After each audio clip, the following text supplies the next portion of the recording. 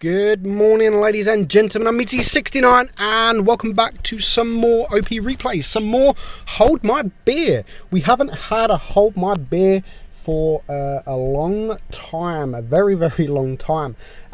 Today we have two replays. Both are absolutely fantastic.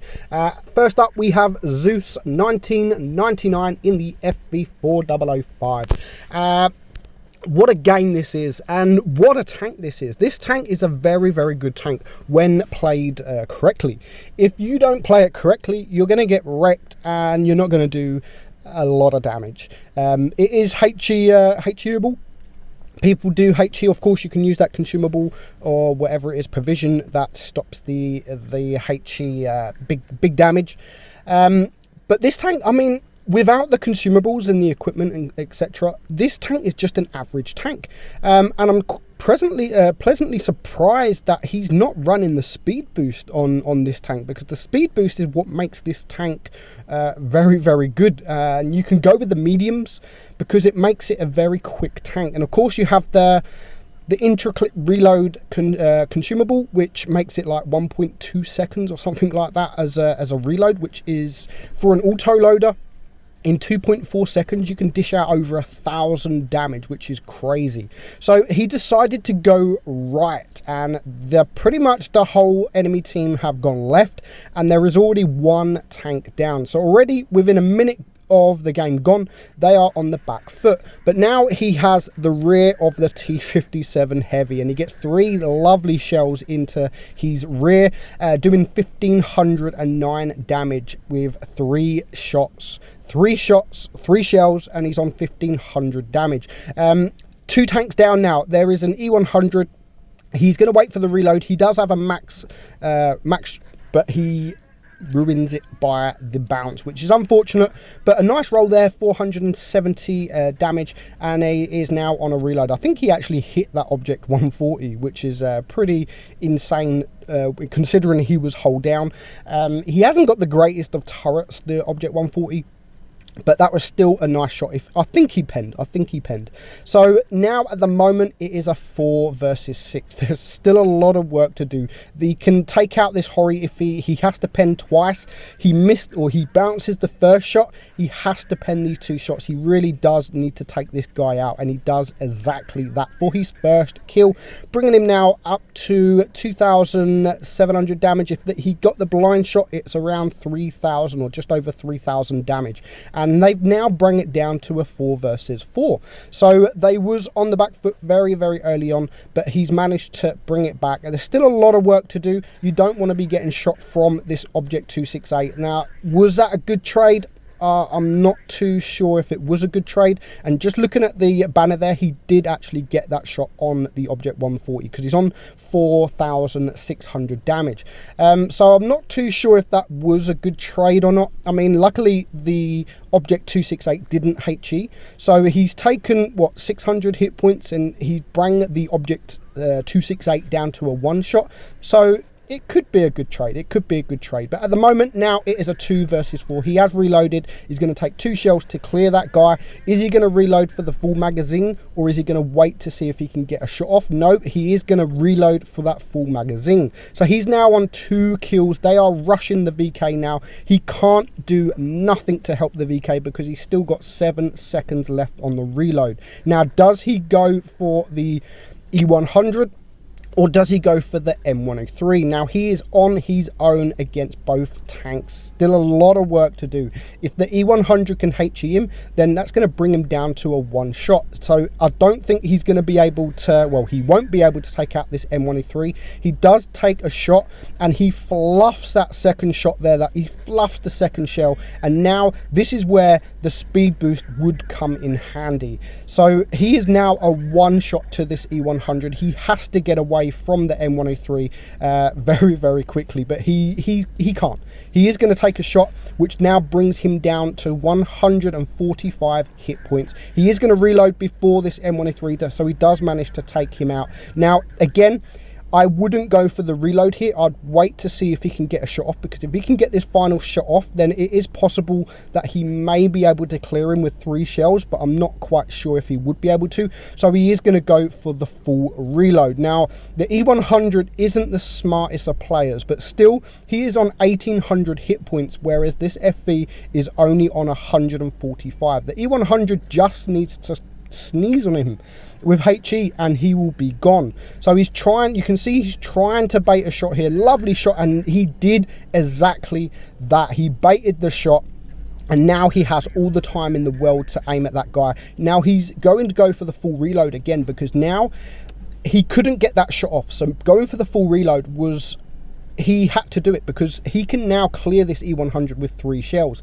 He's on 7.5k damage, so he's already done a great job, but there's still 1000 damage left to, or 1000 hit points left to take. If he can bait one more shot from this E100, then it will be game over. As long as he doesn't miss any of his shells, then he can easily take this E100 out. He needs to bait a shot. He has to. He's got no choice. With 1:20 left on the clock, is the E100 going to fall for the bait? He's on 3 kills. He doesn't want to lose it here, but even if he does lose it, he has still done a really, really good job. Now, is he going to reset his camo and rush the guy, or is he still going to just try and keep him spotted and try and get that bait shot? He has to decide what he wants to do, because there is now only a minute left on the clock.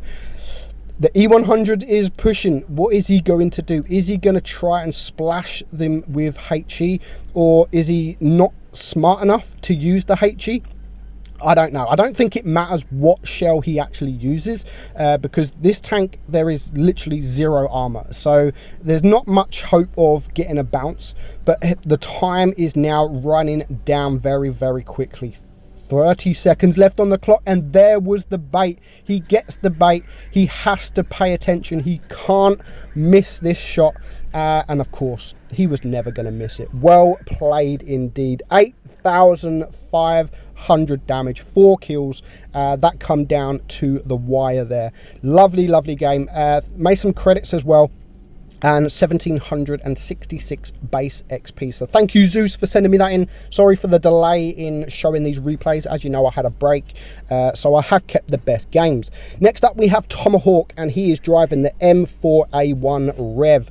So we dropped down a couple of tiers into tier 8. Now, the Rev has no armor, but Wargaming buffed it not so long ago, a few months ago, so they gave it a higher alpha gun, and that changed the tank. This tank is one of the highest DPM mediums in tier 8 now. If not one of the highest, it could be actually the highest, and they've made the tank really, really good, but it doesn't have the armor, so you do need to be careful. You can get the troll bounces on the turret, but when you are top tier on this thing, that is when this tank becomes really, really good, really good. Before, it wasn't so good. It was an average medium tank, but since Wargaming have buffed the alpha, this tank is absolutely fantastic, and Tomahawk is going to showcase just how good this tank can be. So he hasn't spotted anyone, which is lucky, because he is on his own this side of the map. He has a TD a little bit behind, but no one is spotted, so he's going to now be able to use the mobility to get behind the tanks,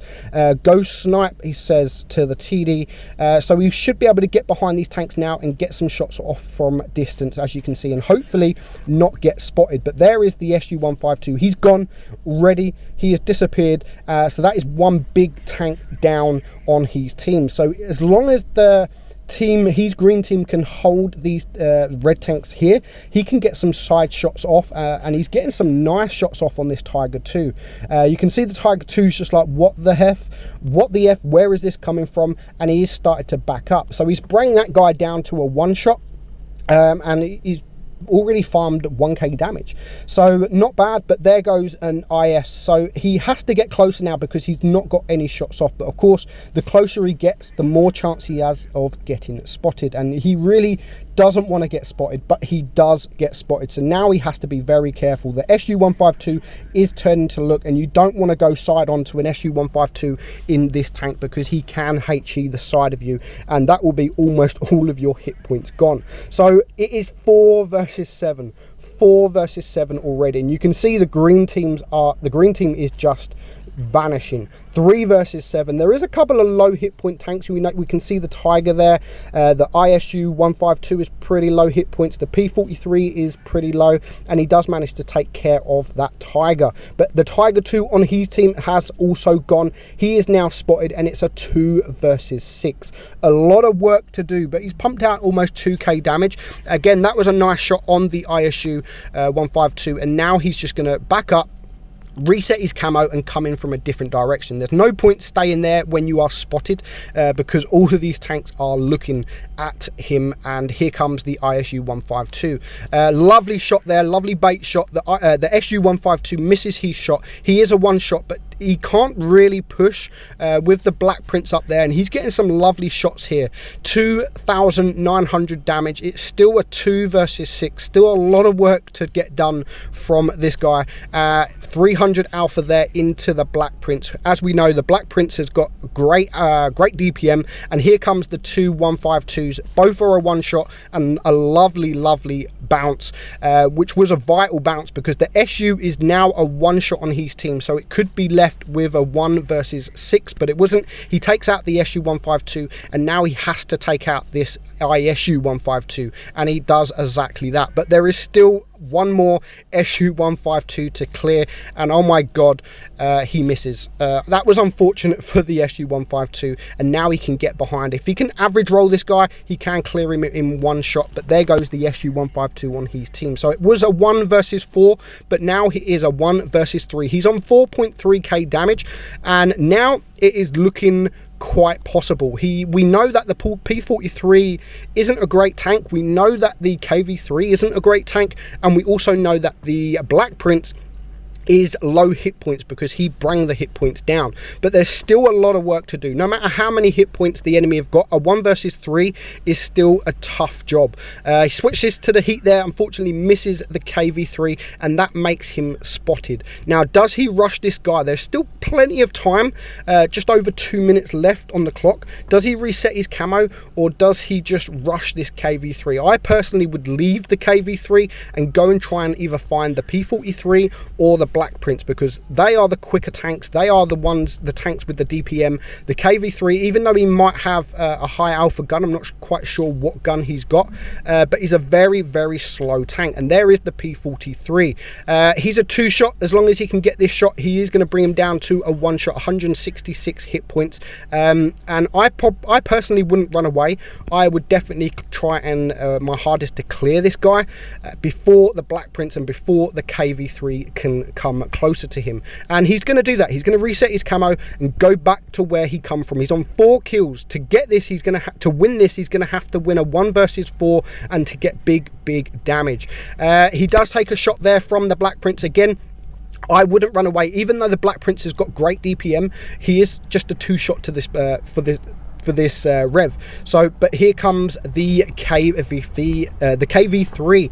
Now he has to decide what he wants to do. I wouldn't honestly go for that KV3. I'd wait for the KV3 to come around the corner and then rush the Black Prince. He still has plenty of hit points. He can take a few shots from the KV3. As we know, the KV3 hasn't got the best of DPMs, and this Black Prince, he does get a nice bounce there, but he does bounce on the Black Prince, so he does have to now back up, because now he can't really go for that Black Prince while the KV3 was there. But he is going to get some shots off. He's not going to waste the DPM. If he can get a shot off, he is going to do that. And you can see here, correct decision there, lovely decision there, to go for that Black Prince. And now it is just a 1 versus 1. He's on 6 kills, gets a troll miss there from the KV3, and it's now just going to be 2 shots. He can still take maybe 1 shot, maybe even 2 shots from this KV3 if he low rolls, but the DPM is just too good for the KV3, and he's now a 1 shot. He has to clear this KV3 because he could be a one-shot, and of course he is going to clear. What a great game. 7 kills, 6,600 damage for a tier 8 medium is absolutely fantastic. And of course that was a Hall of Fame game. Lovely amount of credits as well. So I hope you enjoyed it, guys. I'm meadsy69, and I will catch you all very, very soon. Bye-bye.